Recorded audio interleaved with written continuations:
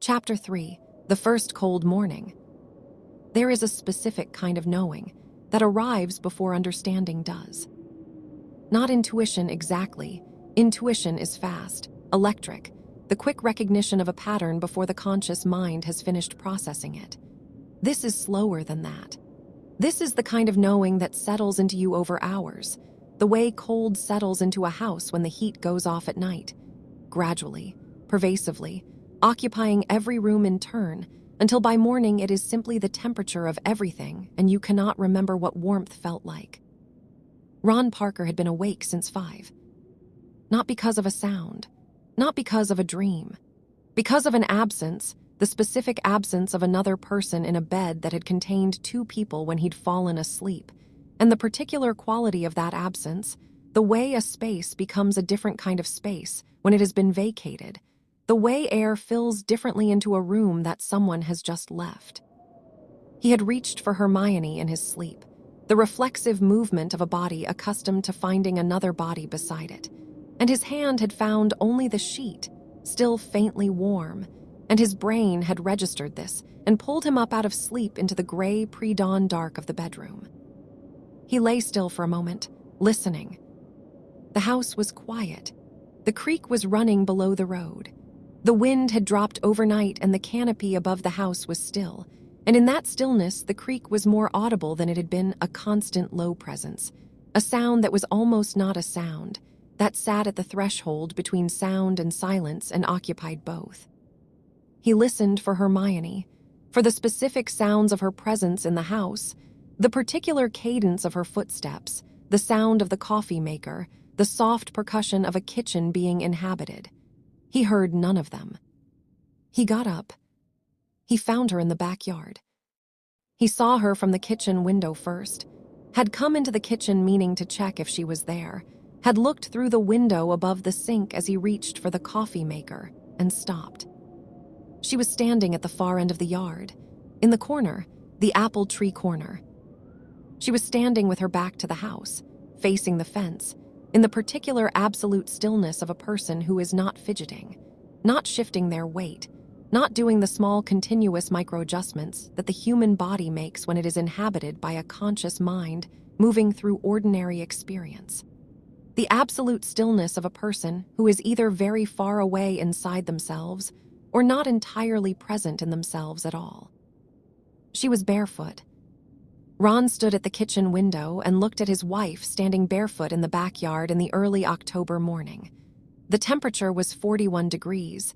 He would check his phone later and confirm it, and felt the cold settling begin. That slow, pervasive, room-by-room cooling. He went out. The grass was wet with dew. He felt it immediately through his socks. He'd stepped into his shoes by the back door without thinking, unlaced, and the dew soaked through almost instantly, and he was aware of the cold of it, but it was secondary, peripheral, a fact being registered by a part of his brain that was not the primary processor right now. He walked across the yard toward her. She did not turn, did not register his approach, not the sound of his footsteps in the wet grass, not his presence behind her, nothing. He got within arm's reach and stopped. He said quietly, "Hermione." "Nothing." He said it again, slightly louder. Her name, just her name, in the voice he used when he needed her attention and wasn't sure he had it. She turned, and he saw her face. He would spend a long time afterward trying to find the right language for what he saw in that moment. He was not a person who lacked for language. Ron had an interior precision, a careful relationship with words, a tendency to search for the accurate description rather than settling for the approximate one. But this was a thing that resisted accuracy, not because it was vague, but because it was exact in a way that the available vocabulary wasn't equipped to capture. Her face was Hermione's face, completely, entirely, in every particular. The dark eyes, the shape of the jaw, the way her hair fell around her face in the morning, slightly tangled from sleep. Her face, recognizable in the way that after 2 years of looking at someone, their face becomes its own language that you read without thinking. But the expression on it was not hers. Not in the sense of being unfamiliar, not the expression of a stranger. More like, and this was the closest he ever got to it, the formulation he settled on after many attempts, the expression of a person who is wearing a face they have borrowed, who is looking out from behind a face that fits them well enough but is not quite theirs. The way an actor inhabits a role completely, and yet there is always, if you are paying close attention, the faint ghost of the performer beneath the performance. Her eyes were Hermione's eyes, the same eyes he had looked into for 2 years and understood the way you understand things that have become fundamental to you. But there was something behind them, some additional depth, some layer further back that was not part of the depth he knew. As if the room he was looking into had acquired an additional dimension that hadn't been there before. A back wall that had moved further away overnight, creating space for something he couldn't see in the dark of it. He looked at her for a moment. She looked back at him. And then, like a shift in light, like a cloud moving off the sun, something changed in her eyes. The depth altered. The additional dimension receded. And Hermione, his Hermione, the Hermione he knew, blinked and looked at him and said, "Ron." Just his name. In her voice, completely her voice. But the way she said it had a quality he couldn't parse, the quality of a person surfacing. Of someone who has been somewhere else and has just found their way back and is establishing the coordinates of the return. He said, very carefully, "What are you doing out here?" She looked around. At the yard, the grass, the apple tree above her. She looked down at her feet bare, on the wet, cold earth, her toes visible and pale against the dark soil of the corner. She looked at the soil for a moment with an expression that was entirely unreadable to him, which was unusual, because Hermione's expressions were rarely unreadable to Ron. She said, I don't know." He said, "Do you remember coming outside?" She thought about it. He could see her thinking about it, the genuine internal effort of a person trying to access a memory that may or may not be there. She said, "No." He put his hand on her arm. Her skin was very cold, the cold of someone who had been outside in 41-degree air in bare feet for an unknown amount of time. He said, "Come inside." She let him lead her inside without resistance, but without the leaning in that she usually had, the physical ease they'd developed, the way bodies that spend a lot of time together learn to occupy shared space. She walked beside him across the wet grass and in through the back door, and stood in the kitchen while he turned on the coffee maker and ran the hot water in the sink and told her to put her hands under it. She stood at the sink with her hands under the warm water and looked at them as if she was verifying something. He stood behind her and looked at her reflection in the window above the sink, the dark backyard behind the glass, the apple tree still just visible in the pre-dawn gray, and Hermione's face reflected, her eyes cast down toward her hands in the water. He said, "Did you dream last night?" A pause, long enough that he wasn't sure she was going to answer. Then she said, "Yes." He said, "About what?" She kept her eyes on her hands in the water. She said, "A house, a different house, and stairs going down."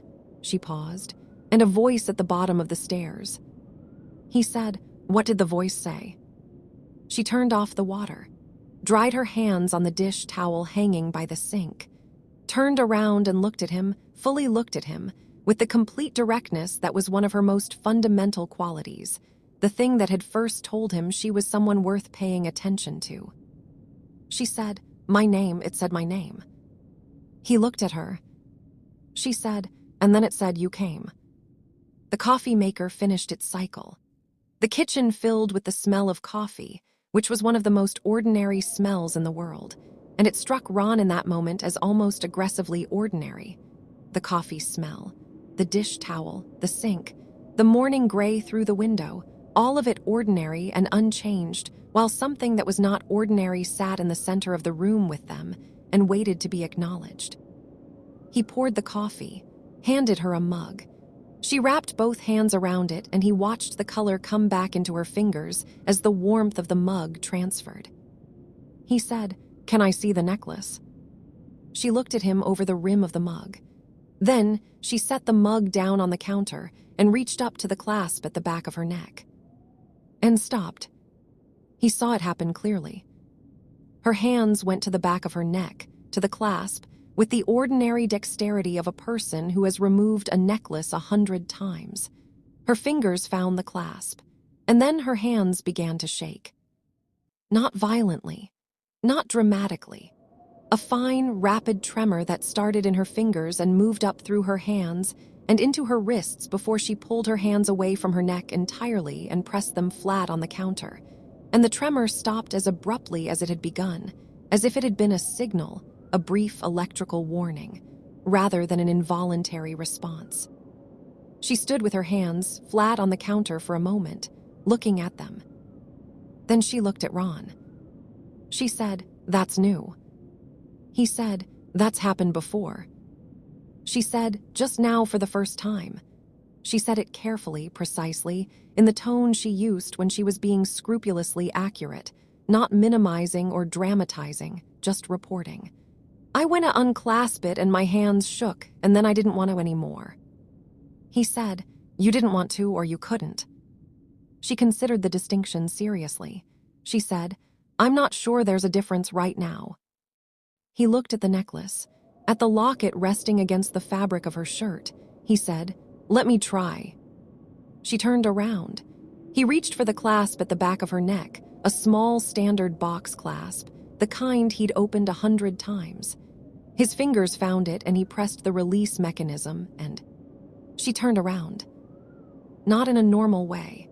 In the way a person turns when something has startled them from sleep, fast, with no transition between still and moving, completely awake in an instant.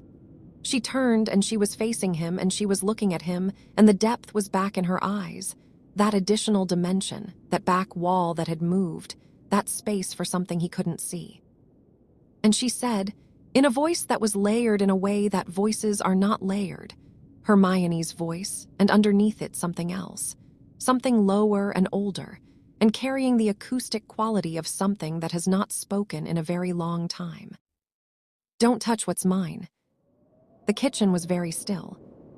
Ron stood with his hands at his sides and looked at his wife's face and understood, in the slow, pervasive way that cold understands a house, that the situation he was in was not one he had categories for. Then she blinked, and the depth receded.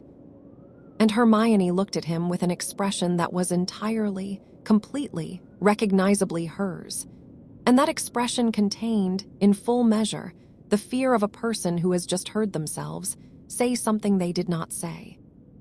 She said, in her own voice, quiet and shaken, "That wasn't me." He said, "I know." She put her hand over the locket. Her hand was shaking, not the fine electrical tremor of before, but the ordinary shaking of a person who is frightened. He crossed the kitchen and put his arms around her, and she pressed her face into his shoulder, and he held her and felt the specific quality of her fear in the tension of her body against his, the way her hands gripped the back of his shirt. He said into her hair, "It's okay." She said, muffled against his shoulder, "It's really not." He said, "No, it's really not, but you're here and I've got you." She was quiet for a moment, then she said, "Don't touch what's mine." He said, "Yeah." She was talking about the necklace. "I think so." She called it hers. He thought about the initials on the back of the locket. LM, he thought about the photograph of the young woman with the hollow eyes. He said, "I think it is hers." Hermione pulled back slightly and looked at him. Her eyes were entirely her own. He checked. He was already developing the habit of checking, though he hadn't named it as a habit yet. She said, "Who is she?" He said, "I don't know yet, but I'm going to find out today." She didn't go back to the garden that morning. She sat at the kitchen table with her coffee and her laptop and did the thing she did when she was processing something difficult. She read. Not about the house or the necklace. Not yet. She wasn't ready to look directly at it yet. She read the way people sometimes read when they need to be inside someone else's story for a while, to give themselves a little distance from their own. Ron sat at the other end of the table with his laptop and started pulling records. Property records first. Virginia County records were largely digitized now, accessible through the state archives website, and Ron was systematic. He started with their property address and worked backward through the chain of title, owner by owner, date by date. In the methodical way, he approached problems that required patience. The house had had 7 owners since it was built in 1921. 6 of them were unremarkable, the ordinary succession of names and dates that any old property accumulated, the evidence of lives that had passed through a place and moved on. One family had stayed for 22 years, another for 11. The most recent previous owner before the estate sale through which Ron and Hermione had purchased the property had owned it for 3 years and lived in it for none of them, using it as a rental. The rental period had produced no notable records. He worked his way back.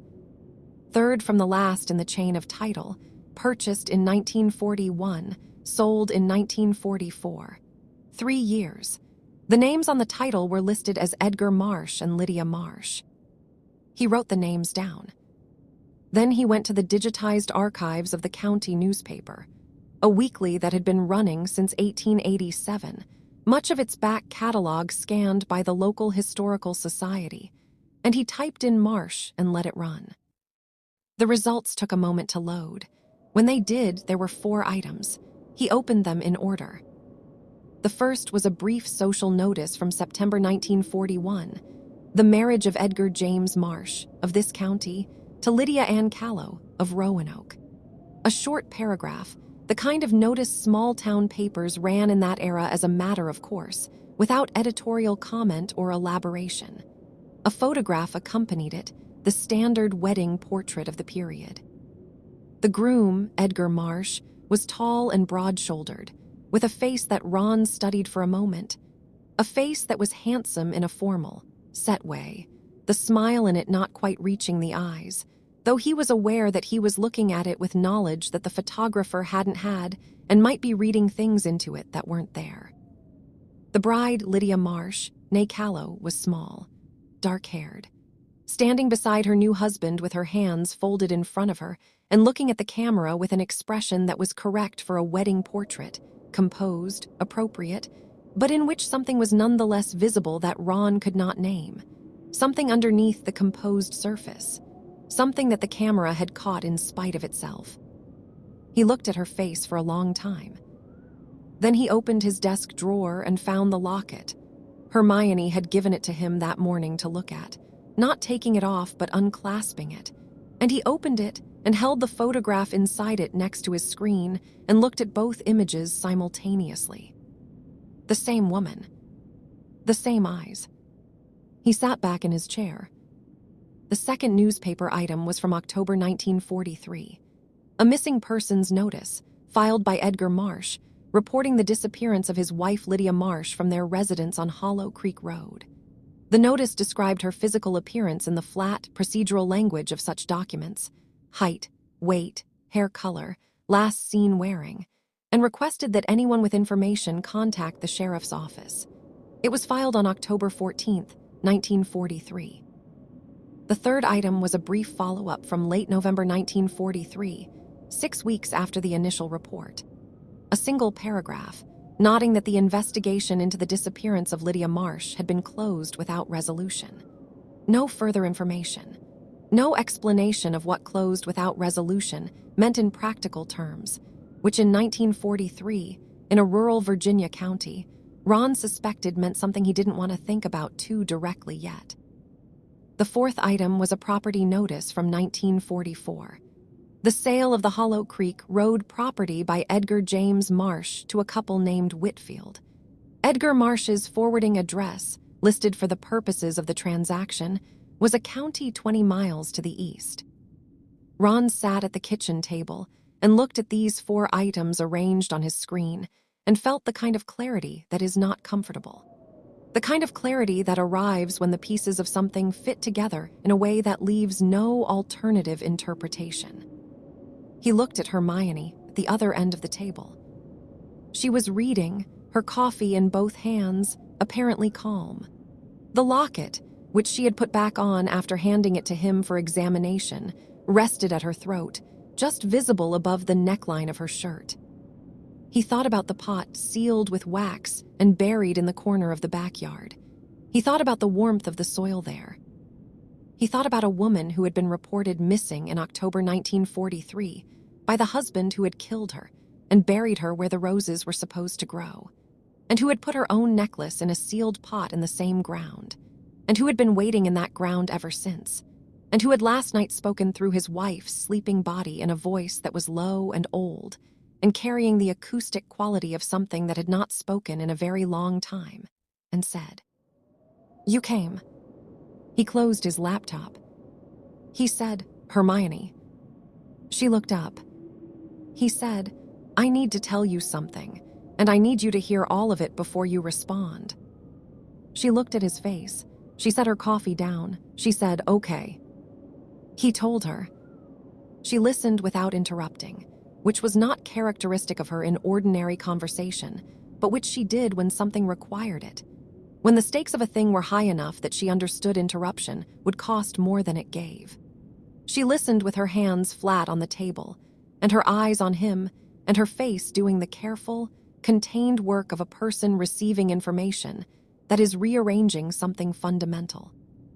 When he finished, she was quiet for a moment. Then she said, "Lydia." He said, "Lydia Ann Marsh, née Callow, married 1941, reported missing 1943. He paused. She never left. Hermione's hand went to the locket.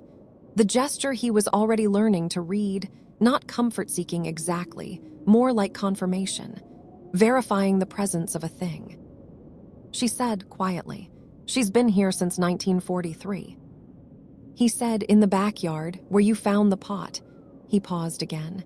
"The pot was hers, the necklace was hers, she put them there." Hermione said, "Why?" He said, "I don't know, to be found maybe, or to mark the spot." He looked at her. "To make sure someone eventually knew." Hermione was quiet for another moment.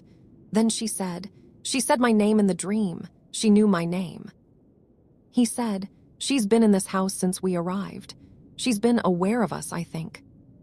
Hermione looked at the locket in her hand. She said, "She's been aware of me." He said, "Yes." She said, "Because of the necklace." He said, "I think the necklace is how she reaches, how she makes contact. It was in the ground with her for 80 years and she's part of it, connected to it." Hermione looked at him. She said, "You think she's connected to it and it's now around my neck?" He said, "Yes." She was quiet. He said, "I think we need to take it off. I think I need to find a way to take it off." She looked at the locket for a long moment. And then something shifted in her face. Not the dramatic depth alteration of the earlier moments, not the back wall moving. Something subtler.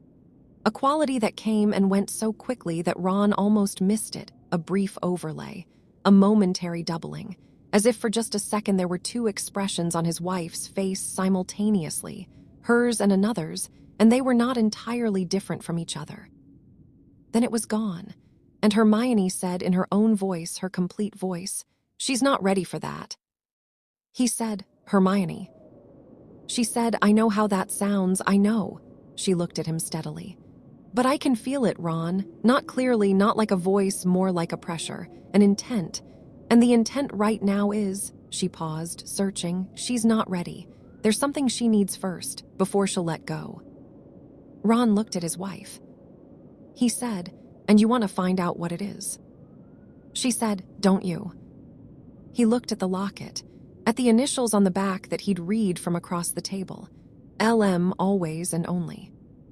He thought about Lydia Callow, married at 19 to a man with a smile that didn't reach his eyes, dead at 21, buried in the corner of her own backyard. He thought about 80 years in the ground and a sealed pot and a necklace waiting to be found by someone who would understand. He said, "Yes, I want to find out what she needs." He said, "But I need you to tell me the moment it becomes too much, the moment you feel." "I will," she said. He said, "I mean it, the moment." "Ron," her voice was quiet and direct and entirely her own, "I will tell you." He looked at her for a moment, then he nodded. Outside, through the kitchen window, the backyard was bright in the late morning light. The apple tree stood in the far corner, its last fruits dark red against the pale sky. The soil beneath it was dark and still. But as Ron watched, as he sat at his kitchen table on a Tuesday morning in October, looking out at the corner of his yard, where a woman named Lydia had been buried for 80 years, he saw something that he noted carefully and filed away and did not mention to Hermione yet. A single flower, growing at the base of the apple tree, in the dark soil of the corner, in a place where nothing had been growing the day before. Small, a rosebud not yet open, tightly furled, the color of it deep red, almost the color of the apple fruits above it.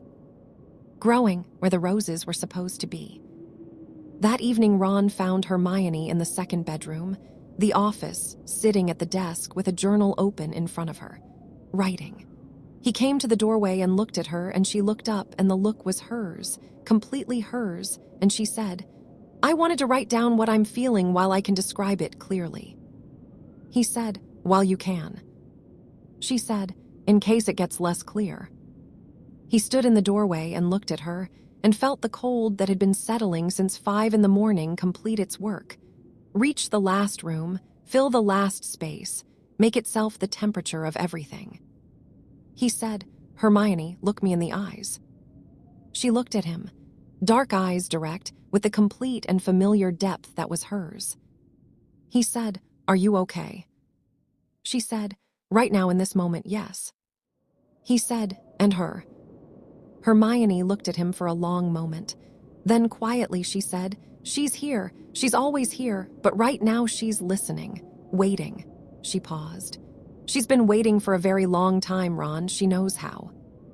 He said, "Does she know we're trying to help her?" Hermione considered this. She said, "She knows we're not leaving. I think for her, right now, that's the same thing." He nodded slowly. She looked back at the journal, picked up the pen, then looked at him one more time and said, with the small private smile that was the most specifically hers of all her expressions, the smile that had been his for 2 years and that he had never once taken for granted, "Go make dinner. I'll be out in 20 minutes." He went to make dinner. She turned back to the journal. And in the far corner of the backyard, in the dark under the apple tree, the rosebud that had appeared in the night soil bent very slightly in a wind that was not quite blowing.